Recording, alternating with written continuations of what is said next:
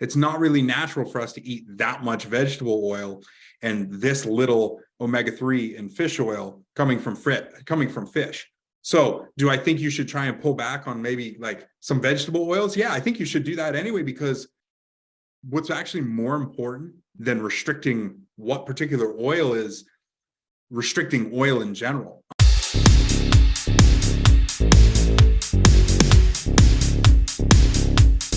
Welcome to another episode of the Matter Over Mind Experience. I'm your host, master trainer, and weight management expert, Narado Zico Powell. And we have some interesting stuff to talk about today: nootropics, epigenetics, and so much more. I mean, we're going to talk about ways that you can really improve your health.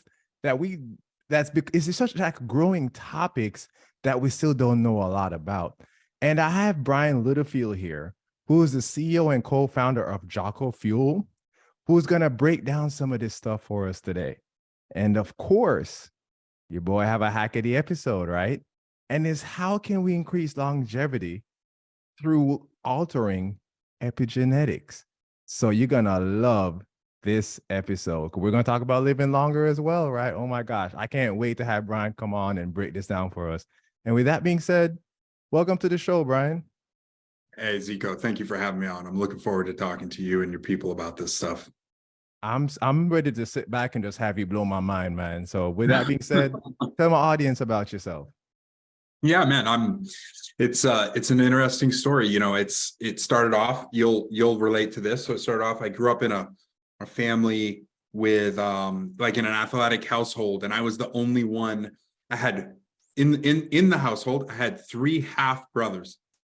And they all had better genetics. So they were better athletes. They were more lean. They could eat whatever they wanted to and stay lean. And I had the struggle. So if I wanted to be leaner, I would have to be more disciplined. So I wasn't. At the end of the day, I stopped playing ball sports in like high school, grew significantly out of shape. When I went off to college, basically I had what I call fallen off the path. So being completely off the path, I had blown up to a whopping 200. I'm 5'10", by the way, so I'm not 6'5", so people can understand. I had blown up to a 265 pounds of completely out of shape and just an absolute mess.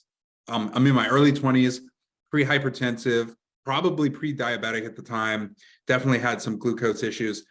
And my doctor's like, you're on the wrong path. And I had some things kind of, keep a long story short, some things came to a head within my family, and I was able to just find my way early on. The beautiful thing is I had always, even though I was back into a business program, going back to school for business, I had always done really well in like the sciences and all my science related coursework. So in college, like it was kind of funny. I actually had to go to the deans and convince them to let me take science related classes. Like I was taking 400 level bio with lab in my business related curriculum as my other coursework. So I was able to kind of feed my passion and addiction while going to school for business, which I knew I wanted.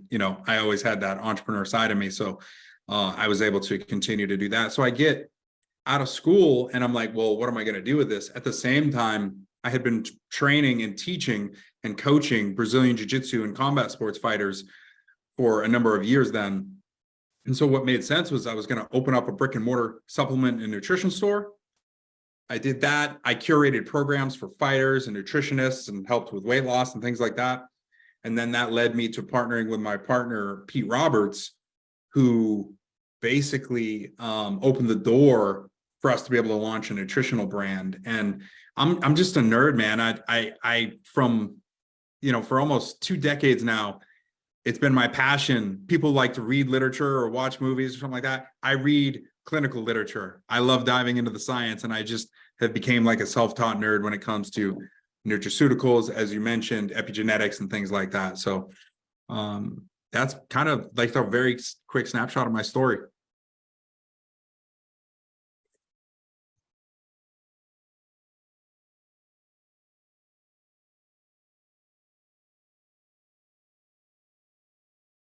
Oh, I apologize. I was talking, but apparently not talking, right? It's all So right, man. No worries. let's back up. Let's back up. So yeah, I can definitely relate to your story though. It's but the difference is I was one of those people who had the natural athletic gene, right? I was it I like I wasn't necessarily out. I was even now. It's not easy for me to necessarily gain weight, right? And unless I eat a whole bunch of Yeah, crap and yeah. just completely fall off my diet completely. Mhm. So I definitely understand that. But something else I want to talk about too, because then we're talking about genetics, because I want to talk about what's genetics versus epigenetics, right? And so for the follower or the readers or the listeners or the viewers, I should say, who don't know, genetics is, of course, we know what genetics are. Well, we inherited pretty much. Epigenetics is a science saying that the lifestyle changes that we make, how it impacts our genetics. And we're starting to learn that our lifestyle changes have a bigger impact than our actual genetics, right? So I really want people to sort of stop and think about that, because that's what we're going to get into today. And everybody knows that with my approach to health, or with even with my clients, I take three sides. I look at ancestral living, I look at the scientific studies, and I look at the anecdotal evidence, how it makes you feel right now. But epigenetics is the only branch of science that has to include all three, because epigenetics is about the things that you do to make yourself healthier, and you have to incorporate all three to do that, right? So let's talk about health from a holistic view, right? How do we look at health from that 360 holistic view? You're absolutely right. And a good example I like to use, it kind of a segue into getting people to understand the difference between genetics and epigenetics, is you look at, you always hear, like, we know that smoking, for instance, we know that smoking is terrible for our health. I mean, it leads to lung cancer and a number of other things, inflammation, hypertension, like, it's terrible for our health. But everybody knows, at least everyone I know, knows someone who's in their 90s that's been smoking 2 packs a day forever. And that is a perfect example of, there's the actual genetic code that you're born with, and then there's the epigenetics, which I like to think of as is the way you play your tune. So if your genetics are a piano and you have all those keys, that's what you're born with. The way you play that music is through your lifestyle factors. Now, someone can have a different key than you and be playing a different tune, and they can have the same key as you and be playing a different tune, because it's all about the way that you live. So the way that you sleep, the way that you eat, the way that you exercise or don't exercise, the way you internalize stress, the way you, the pharmaceutical medications that you do or don't take, the nutraceutical medicines that you decide to apply to yourself or don't. And it goes on and on. And every one of these things can influence the way that that genetic gene is turned on or off. There's ways to upregulate and downregulate those genes. And sometimes simply not living a certain way is a way to upregulate particular genes. So it's a very complex system. And you're absolutely right. I loved what you opened with, which was like, we're just now beginning to understand the way that epigenetics is going to change the future. And I would say only in the last couple of years have we really become more understanding of it. I agree. And you know, it's one of the things there that gets me, and I talk about my three-sided approach, right? Is that a lot of things that we're discovering now through science, and you say, you know, really connected to epigenetics, are things that our forefathers or foremothers did. I don't know if that's a word, but don't want to leave the ladies hanging out there, right? But you know, that our parents and grandparents and great grands did, that we thought were, oh, just old-timey crazy stuff. But now we're realizing, oh, it really does have like benefits for our health, right? So when we talk about looking at health from a holistic view, what do you have to say for someone who really doesn't look at health that way? I mean, I guess it feels, how do I put it? Well, I don't think you can look at it any other way. I don't know. I don't think you can look at health any other way than a holistic approach. Like, it has to be a 360-degree approach. Like, there's no, A good example, like just because you exercise and like doesn't mean that it's going to make up for a poor diet. Or if you exercise, and actually sleep is probably the number one thing that we're starting to wrap our heads around the importance of, is like you can exercise phenomenally, you can have an amazing, incredible diet. You're choosing, organic foods, you're getting, a proper ratio. Like, let's say you're living on a blue zone type diet, whatever that may be, you're trying to extend your life. If you're not getting good sleep because either you're just not choosing to, or you haven't put the things in your life to be able to sleep well, then it can negate most, if not all, of the benefits of those other things because of the importance of sleep. So you have to be able to hit all of, like, if you want to get optimal health. Now, don't get me wrong, like if you're eating healthy and exercising and you have poor sleep, you're still moving in the right direction, but you don't have all the levers turned for optimizing your health. I think the goal of everyone should be, if you like, this place we call Earth, and you want to be here and enjoy your years, because it's also about health span, right? It's not just lifespan. It's, yeah, everybody wants to, a lot of people want to live to 90 or 100 or centenarian, become 120 years old. But what does it matter if you get debilitating health effects at 60? I mean, you spent half of your life, you live to 120, but then you fall apart at 60. Well, you spent half of your life feeling like shit. So, I mean, to me, that doesn't really make any sense. So to me, it should be doing everything in your power that you can to optimize your full potential. I don't just want to live to 100. I want to kick ass to 100, right? That's Right. just my mindset. Like, most people don't know I'm 40 years old. I mean, it's hard to tell because your boy looks this good and is this handsome. You look right? good for 40, man. Thank you very much. I appreciate it. I did not pay him to say that, everyone, just to make that official. You do. But seriously, like, but it's all the things that I have done that's gotten me here, and I'm still learning and still growing. One of the most annoying thing to me, and people have said to me, what's most important? Nutrition? Is it sleep? Is it working out? I said, no, it's everything. And even within that, there is grounding, there is getting sunlight, there is communicating with nature. There's like so much that goes into our health. There's optimizing our cognitive thinking, which we're about to talk about in a second, right? So it's like all these things that we really have to look at. The most unhealthy people I come across they don't think about health, they think about symptoms. Oh, my shoulder hurts. What pill is going to help me with this? Or this hurts. What can you do for that? It's like when I talk to people about food, most people can't wrap their minds around fish oil or eating organic because they're thinking it's not going to help what's going on right now because it's not medicine. It's not designed to be reactive. You're supposed to eat healthy and have a healthy lifestyle. So those things don't happen, hopefully, right? Or lessen the chances of those things happening. Not, oh, now these things happen, let's see what I can do to get over it. Like, that's not what those things are for. And so it's like, even when I talk about the keto diet and the vegan diet and all these different diets out there that I use and in different times of my life based on what I need, because I have the experience and the knowledge to know how to use it, right? But then some people say keto doesn't work, keto is bad, vegan is bad, carnivore is bad, or this is good, or that is good, not understanding that these things are not medicine. There are times then you may need to be in ketosis, there are times you may not need to be in ketosis, there are times you may need a detox, may not be time for you to detox. There's just so much that we have to look at health as a three. If you want to kick ass up until however long you want to live, you have to look at health from a 360 holistic view.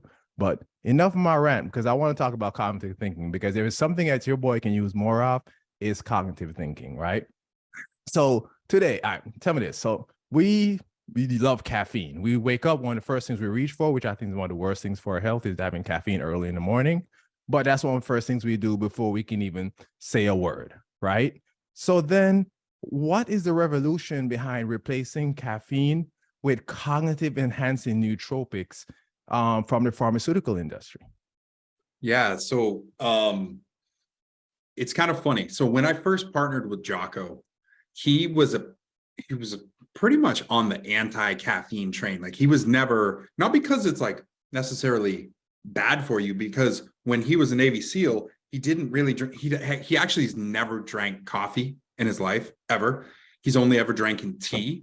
So like when he was over there executing missions in the Middle East, he was literally drinking tea, like brewing tea bags, like in his, canteens and shit. So he was never a high caffeine person. And he always thought that you shouldn't need a ton of caffeine to get the job done. Well, fast forward a couple of years, we had this supplement company, we're nutraceuticals, and we're providing a lot of value and we're growing, we're doing well. And my other business partner, Pete Roberts, and Jocko, were in a conversation, and they both had teenagers at the time in the household.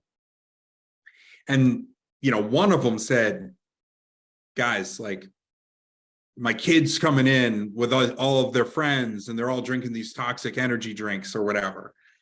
He's like, I really wish we could make something healthy. And I was like, well, define healthy for me. And he's like, well, it wouldn't have a ton of caffeine.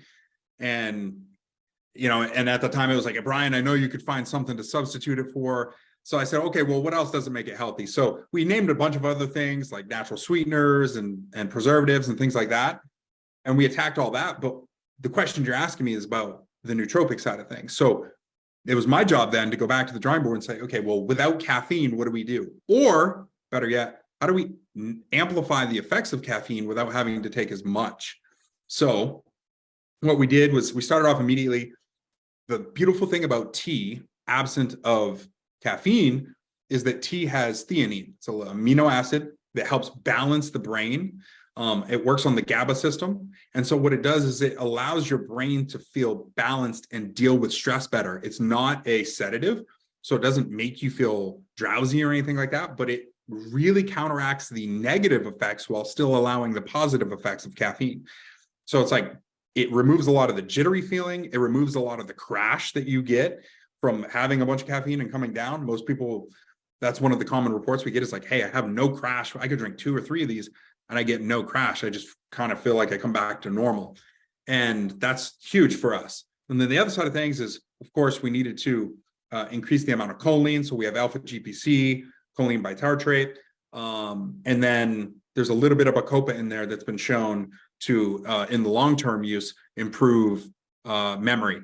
So it's, yeah. And I can't forget, there's also some theobromine in there, which is a vasodilator. Although it's a slight stimulant, it's a vasodilator. So it actually increases blood flow, particularly in the brain, which again allows the effects of caffeine and theanine to essentially work better. I interviewed Jenny Shea on the show last week. I don't know whenever the episode came out by the time before this, but anyway, I interviewed Jenny on, maybe I need some nootropics, but I interviewed Jenny Shea on the show, and she's a tea expert. She's been brewing tea for the last 20 years or so, and she has a book on it. And she mentioned something like about caffeine in tea, because if you look at like black tea, green tea, I mean, they have caffeine, right? But they also have all the compounds, like you mentioned, that help to balance out that caffeine. Now, goes back to the bad or the good or bad mentality, because we sit here say, oh, caffeine is bad. Like you say, that's not necessarily the case. But then you go to Starbucks and you load up on sugar, caffeine, artificial flavors, and whatever crap other thing they put in it, right?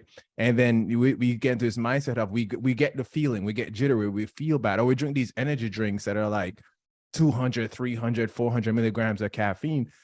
That's not good for you, especially when you're talking about the sugars and all the other stuff, right? And you get that jittery feeling, you can't sleep at night. We talk about the importance of your sleep and all that stuff, right? So it's not even that caffeine necessarily bad, but when you have certain things and certain natural things, even like tea, that can help to balance out the effects of caffeine, so it doesn't hit you the way it does. And 40 to 60 milligrams of caffeine, you can get so much sharper than 200 and 300 milligrams, because you don't have the jittery feeling and the benefits that you get from drinking the tea itself. And what I'm hearing about from Jocko Fuel is that because of the nutrients that it has, it gives you kind of that same feeling. But I have a question then, though. Is there any caffeine at all in Jocko Fuel? Yes, the same amount as a single cup of coffee, 95 milligrams. Okay, perfect. See, and that's what I'm talking about. It's like it has a lower amount of caffeine, but then you would go from something else, some kind of sugary drinks or something like that, right? But it also has nutrients that help to balance out that feeling and enhance the how your body uses that caffeine. Am I saying it right? Oh yeah. Yeah. That's a great way to put it. Yes. And with that being said, everyone, guess what? I'm gonna talk about one of my favorite company. You know where I'm going with this, right? I'm gonna talk about the Amino Co. See, they have Heal, which I actually just finished. I don't know where I put the bottle right now, but it's 100% science-backed essential amino acid formulation designed to reduce recovery times and improve physical function by accelerating muscle repair by helping to maintain a healthy inflammatory response. Now, I absolutely love Heal. Everybody knows anything that I recommend or I endorse is because I really do believe in 100%. Because what I love about Heal is that, for one, I love the amino co, and then Heal has essential aminos, not branch chain, but essential aminos, creatine, and whey protein concentrate. Now, what I love about that is I use it. There are different ways you can use it, but I usually use it as an intro workout because, you know, your boy goes hard in the paint, right? So sometimes I train for an hour and a half or longer, so like right in the middle of my workout to help me to give me that muscle performance, boost my muscle performance throughout the rest of my workout, right? So, and then my body, of course, absorbs it pretty well. There are times I'll drink Heal in the evening also when I need to recover, because they're, especially if you're going through moments of inactivity, Heal is something that can help you to maintain and build muscle mass. In fact, it was designed for NASA astronauts to maintain muscle mass while in space, and they refined it, right? Just like Perform, which is another product of theirs that I drink more as like a pre-workout, which only has about 60 milligrams of caffeine per serving. But with the creatine and essential aminos, it enhances the effect of caffeine. So I don't have to have 300 and 400 milligrams to crush it in my workouts, right? But back to Heal though. You see, there's a recent clinical trial that compared 1 and 2 scoop amounts of Heal with high quality whey protein. And the net balance between whole body protein synthesis were measured.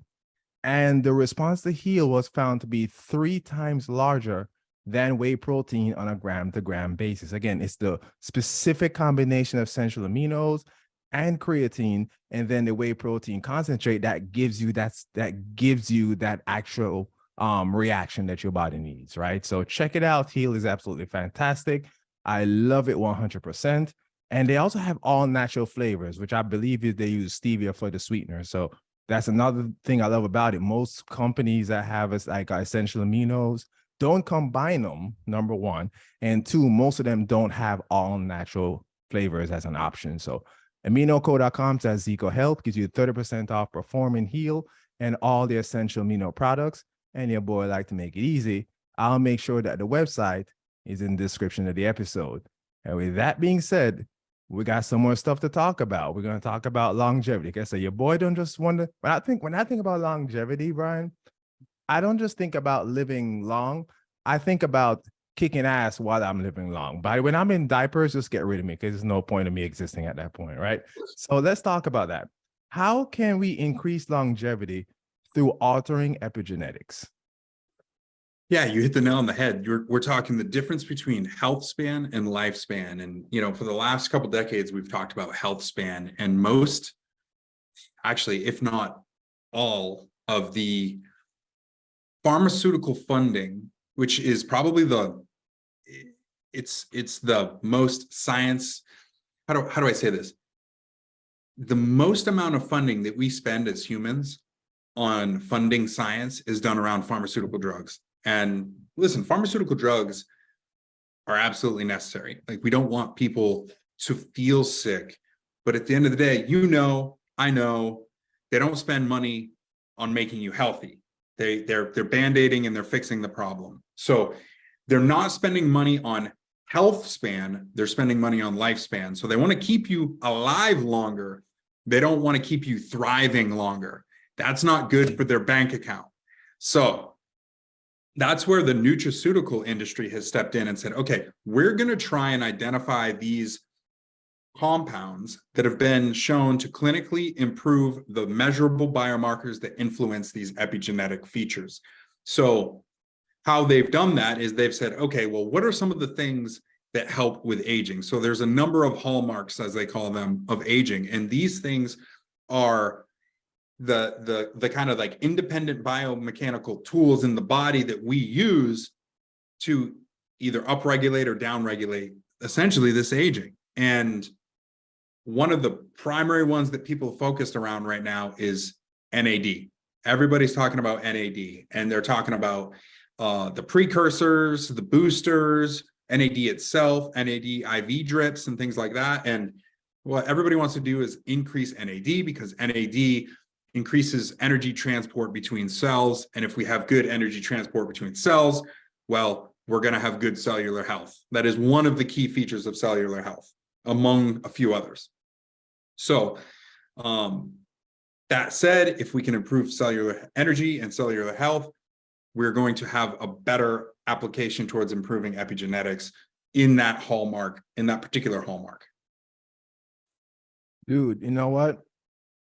That is really important. I mean, I know that went over a lot of people's head, almost went over my head. You know, I guess I'm not the brightest bulb on the tree here, but no, but seriously, I know I like to kid about myself. But it really is true. Important cellular health. We really got to focus on that because, I have an example. Let's talk about vegetable oils, right? Something as simple as vegetable oils, right? We don't realize how vegetable oils impact our cellular health. And it makes it hard for our cells to actually communicate and operate the way they should because of the properties in vegetable oil, right?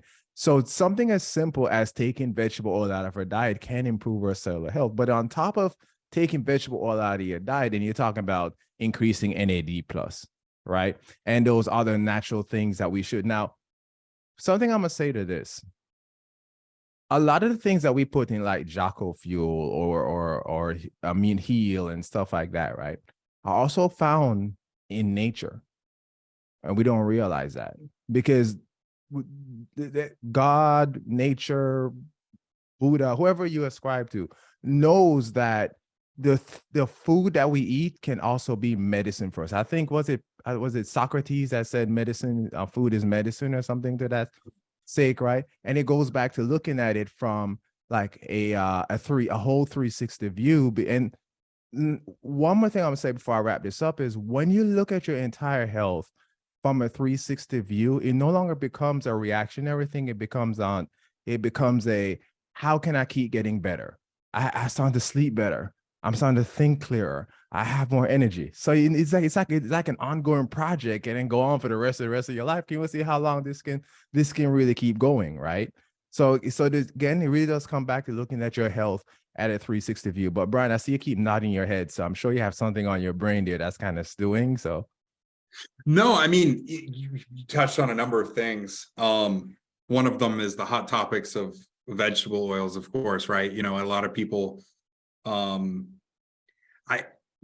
think vegetable oils, and this probably surprised some people, I think they've gotten a bad rap. And I think what people, because we live in this modernized world, right, with this modern diet, and it's hard to, how do I put it? When we go through extremes, like for instance, like a keto diet is a relatively extreme diet. Like you're cutting out all the carbohydrates, your body's going to switch to ketosis. You might go through a keto flu. It's a pretty extreme diet. And I absolutely believe in the keto diet for a number of things. It's been shown to be absolutely beneficial for things like Parkinson's disease and so many other things. So I've done keto. I love keto from time to time and a lot of these things. But when you talk about extreme shifts in dieting, man, if there's one that's extreme, it's try and go out to eat or go eat somewhere where you don't get vegetable oils. Like it's basically impossible unless you're like, yeah, I'll take a head of lettuce, right? So it's really hard. Now, here's what I don't do. I don't promote people going out and like asking for vegetable oils. Like, hey, vegetable oils, seed oils, those types of things. I don't necessarily promote the active sourcing of those things. Like you shouldn't actively go try and source those things. Now, that said, people need to, in my opinion, based on the research, I think people should be more focused on including more omega-3 fatty acids in their diet, not just from like fish oils are great, krill oil is great, but people really need to eat more fish. And because to me, the negative effects that people are seeing isn't as much attributed to how much seed oil or vegetable oil they're eating. It's how little fish and fish oil they're eating. And a lot of the literature is showing that it's the omega-3 to omega-6 ratio that really shows when things get out of whack. It's not really natural for us to eat that much vegetable oil and this little omega-3 and fish oil coming from fish.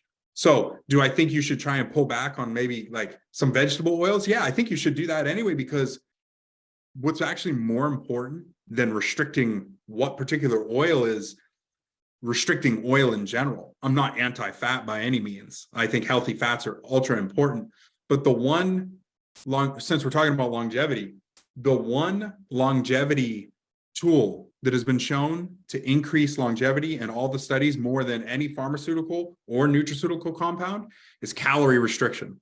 So every time that they've put calorie restriction on humans, insects, mice, it moves the measurable epigenetic biomarkers more than anything else that we've been able to develop by humans. So calorie restriction overall is the number one thing. And what's the most calorie dense macronutrient?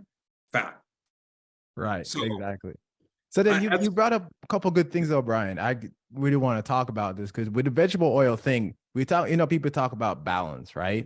But then you're so right, because we got omega-6 versus omega-3. Now, of course, we know vegetable oil has certain effects on you, so other things. But then you have a diet that's rich in, fried foods, trans fats, vegetable oil, so on and so forth. And then you have a diet that's low in omega-3. Now, omega-6 is inflammatory. Omega-3s are anti-inflammatory.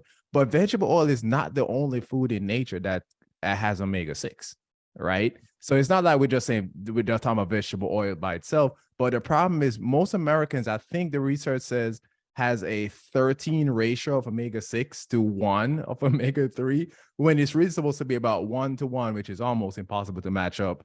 Or some experts may say 2 to 1 of healing of omega-3 to omega-6. So that balance right there, like, is absolutely important and something that we missed. And you said something else. What was the last point you said, Brian?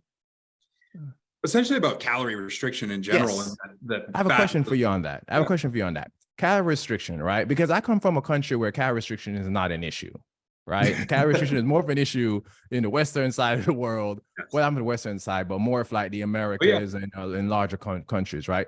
But at what point do we say calorie restriction, and what's the line between calorie restriction and, let's say, malnutrition?